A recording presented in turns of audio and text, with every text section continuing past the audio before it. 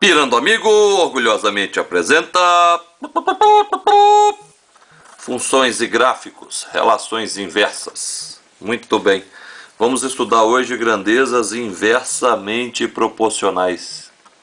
Ok.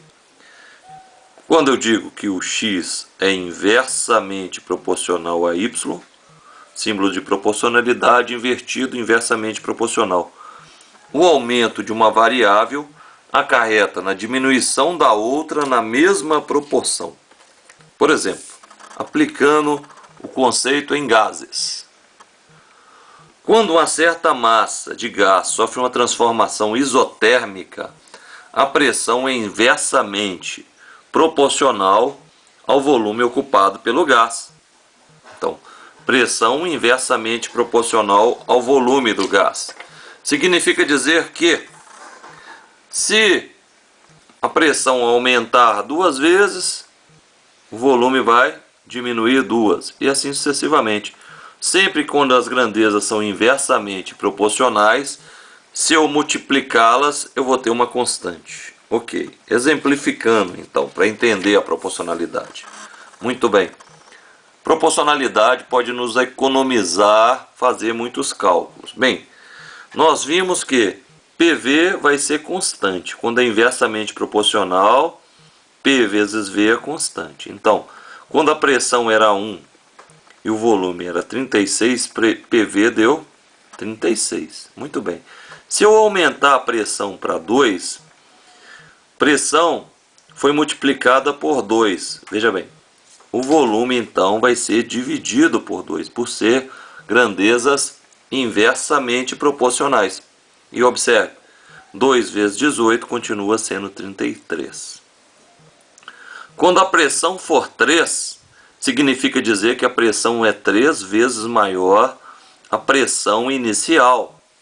Conclusão, o volume vai ser dividido por 3.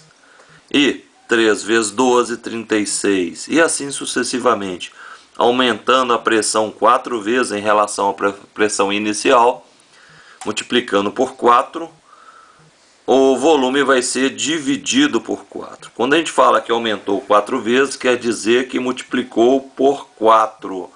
Quando a gente fala que diminuiu 4 vezes, dividiu por 4. Sempre em grandezas inversamente proporcionais, o gráfico vai ser isso aqui. Marcando as posições, é uma hipérbole. Bem, na matemática, esse gráfico chama-se hipérbole equilátera. Nem toda hipérbole é equilátera. Como que eu vou saber então, se eu tiver uma curva parecida com essa, como que eu vou saber que se trata de uma hipérbole equilátera ou não? Basta pegar 3 pontos e multiplicar um pelo outro e ver se o valor vai dar constante. Qualquer valor que eu pegar para essa situação, se eu multiplicar os 2 pontos do gráfico, vai dar 36. Ok? Este gráfico, na física, chama isoterma. Ok?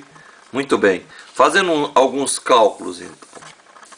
Olha, o y é igual a x. Matemática agora. Estamos fazendo uma análise matemática. Então, x vezes y vai ser a, que é a constante. No caso do meu exemplo, pressão é igual a constante sobre V. Então, quando o volume for 36, minha pressão vai ser 1. Quando o volume for 18, minha pressão vai ser 2. Ok. Só para encerrar, outra aqui. Densidade é massa sobre volume. Se a massa for constante, a densidade é inversamente proporcional ao volume. Veja bem, eu não falei que a densidade é inversamente proporcional ao volume.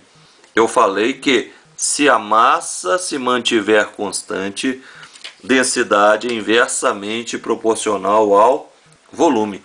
Neste caso também, olha, eu tinha afirmado que era uma certa massa de gás, o R é uma constante que manteve a temperatura. Então, PV é constante quando a massa de gás não se alterar, nem a temperatura. Ok? Muito bem. Curta o canal Pirando Amigo. Compartilhe o canal Pirando Amigo.